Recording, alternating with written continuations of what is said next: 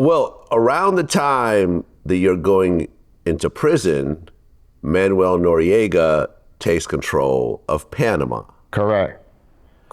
And although he is the leader of Panama, he makes a deal with Pablo Escobar and the Medellín Cartel to actually allow cocaine to run through Panama, and he would get $1,000 per kilo. And originally the US was okay with that because they were allowed to have military bases there and they were friendly with Noriega. But then at one point, that all ended. And in 1989, George Bush launched a full-scale invasion of Panama, offered $1 million reward for Noriega. Yeah. And then in 1990, Noriega surrendered and he got locked up in prison where he eventually died in a US prison. Well, he died in prison here. Oh, was it there? Okay, my bad. Yeah, he died here. Okay, you remember Noriega coming into power? Absolutely, yeah, absolutely. What changed in Panama when that happened? I'm going to be very honest with you.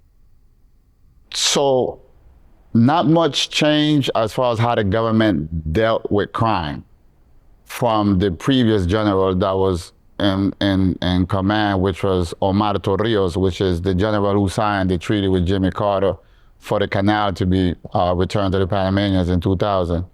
Nothing changed with that. What did change is opportunities, because the general that was before Noriega, he was really more so about the people and that the wealth should be distributed to everybody and that the canal should be returned. He was more like a liberal. That's why him and Jimmy Carter got along so well.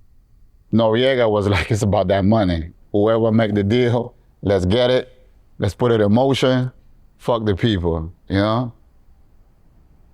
That was the difference for him, in my opinion. Well, yeah, you actually said that later in life, you said if you ever ran into Noriega in prison that you would kill him. Yeah. So when I was in the federal system, I once had a conversation with my friends. I said to them, if Noriega come here, which the likelihood of that would have been minimum, but if he would have came where we was at, he would have to do what everybody else do, right? Show his paperwork, make sure he ain't no rat. And secondly, after that, my thought process is I was going to stab him from the top of his head to his pinky toe. For all my friends that died under his regime. My Panamanian friends, they were like, bro, what are you talking about? Like, you know, we all in prison. Got time for thinking about that nonsense. And I was like steadfast in that, like, I see him, I gun him down. Years later, right, when I matured, I realized, like, fuck was I thinking? I'm doing the same stuff he was doing, just in a different way, on a different level, a different scale. So I was in no position to really judge nobody. But, you know, at that time,